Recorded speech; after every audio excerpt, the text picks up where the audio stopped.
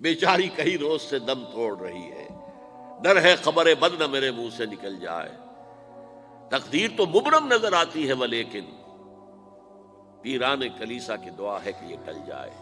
تو پہلی بات میری ختم ہوئی، عالمی نظام خلافت دنیا کی تقدیر مبرم ہے، ہو کر رہے گی، اس میں کسی صاحب ایمان کو کوئی شک، کوئی شبہ، کوئی ریب نہیں ہونا چاہیے۔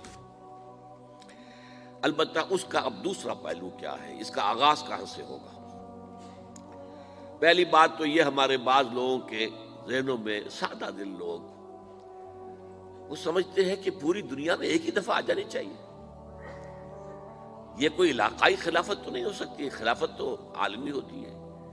ان سے میں کہتا ہوں، عالمی خلافت کب تھی جناب؟ یہ تو نہ خلافت راشدہ میں عالمی تھی، کیا ہندوستان شامل تھا اس میں؟ کیا چین شامل تھا؟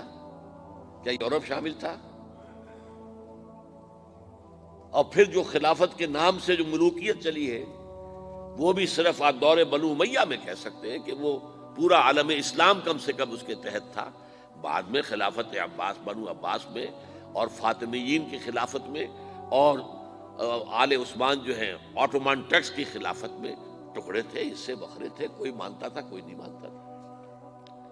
اور سب سے بڑی بات یہ، اگر ایک دم پوری دنیا پر خلافت قائم ہو سکتی تو حضور کے دست مبارک سے ہوتی، لیکن نہیں ہوئی۔ نتیجہ کیا نکلا؟ ایک ملک میں حضور نے قائم کر دی، جزیرہ نما عرب،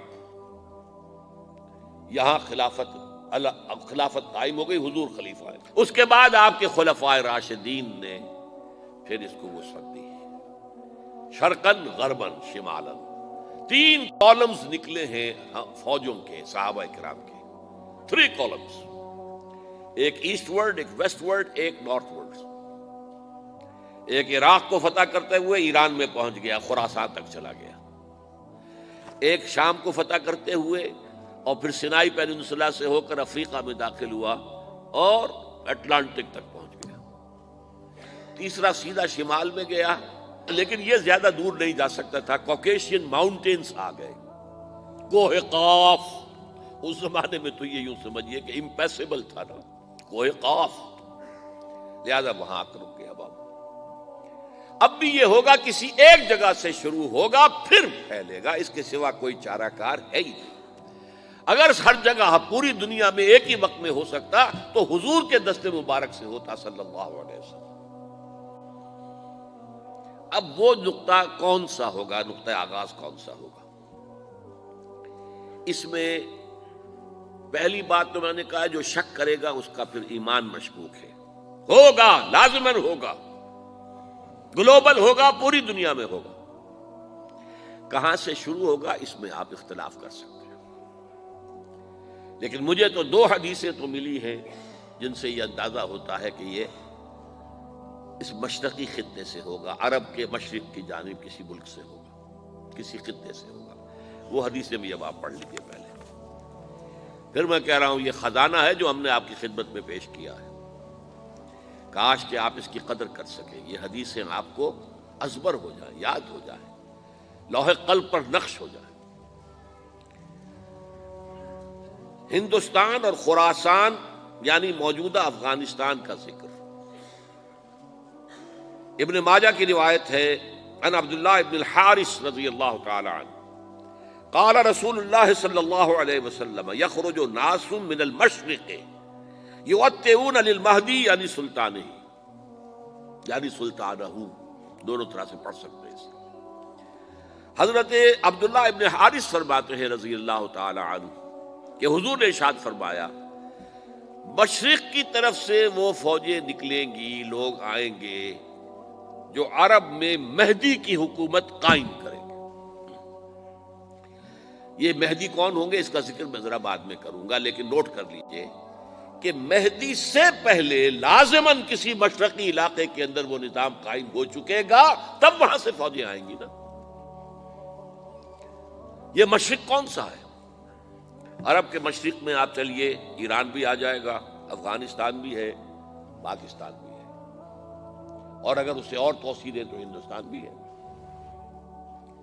یہ ہے عرب کا مشرق، اس سے فوجیں جائیں گی۔ اس کا کیا مطلب ہے کہ اس میں سے کسی جگہ پر نظام خلافت پہلے قائم ہو جائے گا، تاکہ وہاں سے فوجیں جائیں گی جو جزیرہ نماء عرب میں حضرت مہدی کی حکومت کو قائم کریں گی۔ اب دوسری حدیث سنیے، یہ سنن ابن ماجہ کی حدیث تھی جو میں نے آپ کو سنائی، آپ نے پڑھی۔ دوسری، عن ابی ہریرہ رضی اللہ تعالی عنہ، یہ ترمذی شریف کی روایت ہے، قال قال رسول اللہ صلی اللہ علیہ وسلم یخرج من خراسان رایات سود لا يردها شیء حتی تنصب بإیلیا، خراسان کے علاقے سے سیاہ جھنڈے لے کر فوجیں آئیں گی، ان کا رخ کوئی موڑ نہیں سکے گا، ان کو پیچھے پھیر نہیں سکیں گے کوئی بھی، یہاں تک کہ وہ یروشلم میں جا کر جھنڈے نصب کر دیں گے۔ ایلیا حضور کے زمانے میں یروشلم کو کہتے تھے۔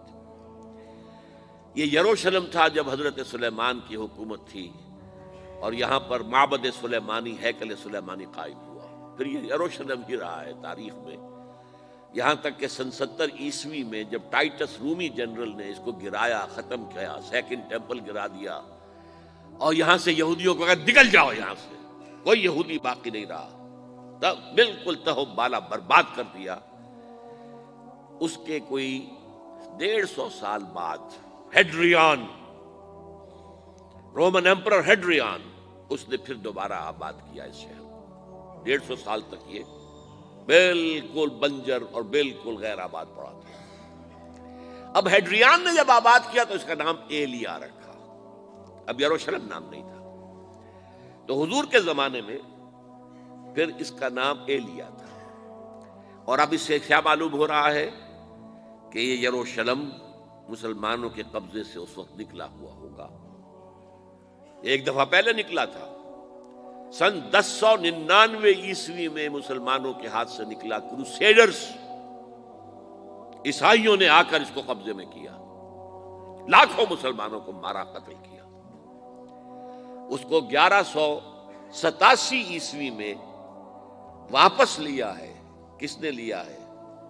صلاح الدین ایوبی، کرد، عرب کھوکھلے ہو چکے تھے، عربوں نے کھویا، واپس نہیں لے سکے، بہت حکومت کر چکے تھے، 400-500 برس کی حکومت کر کے، اور ان کے عیش اور ان کے آرام، اب ان میں جان نہیں تھی کہ وہ واپس لے سکے۔ واپس لینے والا گرم کرد خون تھا، صلاح الدین ایوبی۔ تو گویا کہ اب آپ سمجھئے کہ 88 برس تک عیسائیوں کا قبضہ رہا یروشلم پر۔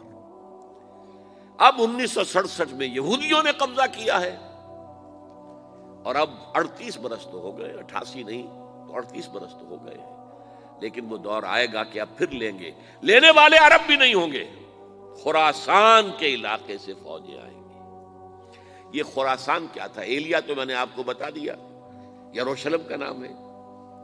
خراسان اس زمانے میں ایک بہت بڑے ملک کو کہتے تھے، کچھ حصہ پاکستان کا بھی اس میں شامل ہے، کچھ حصہ ایران کا بھی ہے، ایران کے اس حصے کو اب بھی خراسان کہتے ہیں، وہ ایک صوبہ ہے، خراسان ایک صوبہ ہے ایران کا چھوٹا سا۔ پاکستان میں خاص طور پر یہ جو علاقہ مالاکنڈ ایجنسی کہلاتی ہے، اس سے اوپر جتنا علاقہ ہے، اور یہ جو واخان کی ایک پٹی آتی ہے اوپر، واخان افغانستان کی ایک پٹی سی دم سی چلی آتی ہے جو جا کر چائنا کی سرحد سے مل جاتی ہے، یہاں سے لے کے یہاں تک یہ جو مالاکنڈ کا وہ درہ ہے اور پہاڑ ہے، یہ بھی خراسان کا حصہ ہے۔ باقی تقریباً 2/3 آف افغانستان ساؤدرن حصہ نہیں ہے خراسان کا حصہ، یہ سیستان کہلاتا تھا، یہ خراسان نہیں ہے، لیکن یہ کہ اوپر کا 2/3 آف افغانستان، اور اس کے ساتھ یہ جو عرب، جو اب یہ ترک ممالک آزاد ہوئے ہیں سوویت یونین کی ڈسولوشن کے ساتھ، یہ سارا علاقہ کہلاتا ہے خراسان بزرگ، دی گریٹ خراسان۔